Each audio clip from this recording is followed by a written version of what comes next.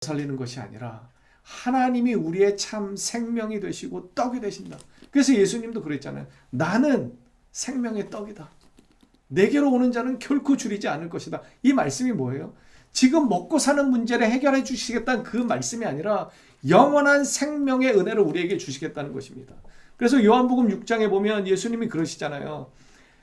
그 오병이어의 기적을 통해서 정말 그 떡과 생선이 어마어마하게 불어나가지고 많은 사람들을 먹이고도 12광주가 남는 기적을 체험하니까 그 사람들이 막 밤에도 예수님을 찾아오는 거예요. 그런데 예수님이 뭐라고 말씀하셨어요? 너희가 나를 찾아온 까닭은 표적을 보았기 때문이 아니라는 거예요. 내가 메시아라고 하는, 내가 너희들의 참 생명의 주인이 되는, 그리고 너희에게 영원한 생명을 허락해주는 구세주라서 나를 찾아오는 것이 아니라 그저 먹고 배부른 까닭이다. 이렇게 표현하죠. 너희는 그저 너희의 삶에 필요한 것들을 채워주는 자로 나를 인식하고 지금 나를 쫓아오는 것이다. 그랬더니 그들이 묻죠. 어떻게 해야 합니까? 그랬더니 예수님께서 말씀하십니다. 하나님께서 보내신 자, 아들을 믿는 것, 그것이 하나님의 일이라는 거예요. 그러니까 이 말씀은 뭐예요? 제대로 믿는 것이 진짜 하나님의 일이라는 것입니다. 우리가 말씀을 제대로 알고 제대로 해석하고 제대로 적용하는 것, 이것이 하나님의 일이라는 거예요. 그런데 말씀을 곡해하고 제대로 적용하지 못하고 말씀대로 살지 못하는 것, 그것이 우리는 하나님을 모독하는 것임을 알아야 합니다. 그러니까 내 삶의 어떠한 모습이 정말 하나님을 거스르고 있지는 않은지 돌이켜봐야 합니다. 우리는 이스라엘처럼 또 그러한 자리에 있는지 돌이켜보는 은혜가 있어야 합니다. 에베소서 2장 너무나 잘 알려진 구절이죠. 여기 보면 전에는 이렇게 표현합니다. 전에는 다 그 가운데서 우리 육체의 욕심을 따라 지내며 육체와 마음에 원하는 것을 하여 다른 이들과 같이 본질상 진노의 자녀였다. 자, 베드로전서 2장 10절 함께 읽어보겠습니다. 시작. 너희가 전에는 백성이 아니더니 이제는 하나님의 백성이요 전에는 긍휼을 얻지 못하였더니 이제는 긍휼을 얻은 자니라.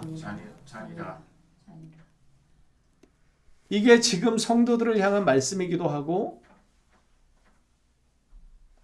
이스라엘을 향한 말씀이기도 합니다. 지금 스데반은 그 이야기를 하는 거예요. 너희가 하나님의 은혜가 아니었으면 어떻게 하나님을 예배하는 자가 되었겠느냐. 그런데 지금 너희의 마음에는 하나님이 중심이 아니라 성전, 율법, 할례, 이 거칠에 완전히 매몰되어 가지고 하나님을 예배하는 것을 잊고 있다는 것입니다. 그러면서 오늘 본문입니다. 이게 오늘 7장 51절에 보면 이 이스라엘 역사를 다 설명합니다. 대략적으로 스데반이 이스라엘 역사를 설명해요. 그러면서 너희들이 어떻게 했느냐?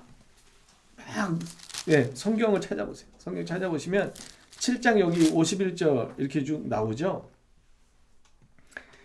자, 함께 좀 읽어볼까요? 51절부터 53절까지 함께 읽겠습니다. 시작. 목이 곧고 마음과 귀에 할례를 받지 못한 사람들아, 너희도 너희 조상과 같이 항상 성령을 거스르는도다. 너희 조상들이 선지자들 중에 누구를 박해하지 아니하였느냐? 의인이 오시리라 예고한 자들을 그들이 죽였고 이제 너희는 그 의인을 잡아준 자요 살인한 자가 되나니 너희는 천사가 전한 율법을 받고도 지키지 아니하였도다 하니라. 지금 결국 얘기하고 싶었던 게 뭐예요? 너희들이 나를 잡아와서 나를 죽이려고 하는 거 내가 아는데 근데 그 동기가 뭐냐? 너희들의 교만한 마음이라는 거예요. 너희의 조상들도 어떻게 했냐? 너희들과 똑같이 했다는 거예요. 선지자들을 보낼 때마다 그 선지자들을 돌로 치고 매로 치고 하나님께서 보내신 그 선지자들을 결국은 물리치더니 하나님이신 그분이 오셨음에도 불구하고 너희들은 그를 돌로 쳤다. 그러면서 말하는 거예요. 너희들이 그렇게 자랑하는 그 할례? 근데 너희는 마음과 귀의 할례를 받지 못했지 않느냐. 그래서 하나님이 절하시는 이 복음을 듣지도 못하고 받아들이지도 못하고 있지 않느냐. 그래서 결국 그 십자가에 못 박은 그 예수가 우리의 구세주가 되심에도 불구하고 너희들은 그런 교만한 자리에 지금 앉아있다. 나를 고소할 것이 아니라 너희의 마음을 돌이키라, 이렇게 스데반은 역설하는 것입니다. 그랬더니 어떻게 해요? 우리가 잘 아는 것처럼 그 뒤에 그들이 마음에 찔렸다라는 표현이 성경에 있습니다. 그런데 마음이 찔리면 회개해야죠. 베드로가 성령의 은혜를 받고 사도행전 2장인가에 보면 설교를 하잖아요. 예수가 누구이신지 설교합니다. 그러니까 많은 사람들이 어떻게 해요? 마음이 찔려서 내가 어찌할꼬 합니다. 그때 베드로가 이야기하죠. 회개하라. 예수 그리스도의 이름으로 세례를 받으라. 그래서 그들은 거듭납니다. 그래서 3,000명, 5,000명 거듭나진 거예요. 세례 받은 거예요. 회개한 거예요. 그런데 지금 이들은 어떻게 해요? 우리 성경에 보시면요. 54절에 보십시오. 그들이 이 말을 듣고 마음에 찔려 그를 향하여 이를 간 것을, 이렇게 표현. 참 기가 막히죠. 얼마나 패역한 죄인들입니까? 얼마나 마음이 완고한 자들입니까? 마음에 찔리는 걸 자기가 느끼는데 거기서 그 마음에 찔리는 대로 하나님이 주신 양심의 가책에 따라 마음이 찔렸으면 무릎 꿇고 회개해야 하는데 그들은 어떻게 해요? 그걸 감추고 자기의 뜻을 굽히지 않습니다. 그래서 스데반을 향해서 이를 갑니다. 그래서 스데반을 돌로 쳐 죽이는 거예요. 이게 이스라엘의 현주소예요. 영적 현주소. 그들은 그렇게 할례와 율법과 아브라함의 혈통을 자랑했지만 결국은 가장 핵심인 하나님의 말씀을 거부하는 자리에 서 있는 거예요. 스데반은 예수님과 똑같은 모습으로 지금 죽음을 맞이하는 거예요. 그러면서도 하나님의 이 말씀을 끝까지 전하는 것이죠. 교만은요, 하나님이 대적하신다라고 성경에 계속해서 기록하고 있습니다. 교만한 자를 하나님은 대적하신다는 거예요. 그런데 겸손한 자를 어떻게 하신다고 그래요? 겸손한 자에게는 은혜를 주신다고 표현합니다. 겸손한 자가 어떤 자입니까? 여러분 기억하실지 모르겠지만 성령이 충만한 사람은요, 제가 이렇게 표현했어요. 하나님의 뜻이 어떤 것인지 잘 분별하는 사람이 성령이 충만한 사람입니다. 그리고 성령이 충만한 사람은 그 뜻을 발견하고 내 뜻과 그것이 대치될 때 내 뜻을 굽히고 하나님의 뜻을 따르는 사람이 성령이 충만한 사람입니다. 그게 믿음 있는 사람의 행함이고 선택입니다. 그것이 겸손한 사람인 것입니다. 결국 겸손한 자는 누구입니까?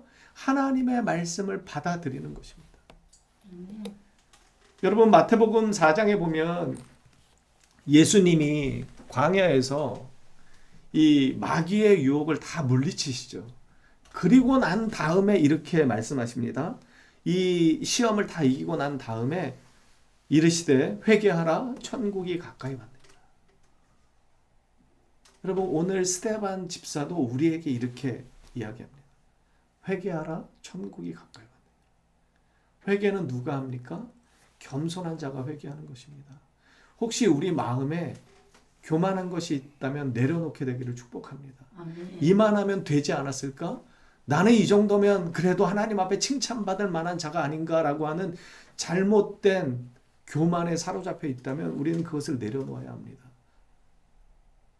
하나님보다 더 우선시하고 중요시하는 것이 내 마음에 있다면 그것을 깨부숴야 합니다. 그리고 주님을 모셔야 합니다. 복음 앞에 정말 진실되게 반응해야 합니다. 주님이 우리에게, 그리고 스데반 집사가 우리에게 이렇게 말합니다. 회개하라 천국이 가까이 왔느니라.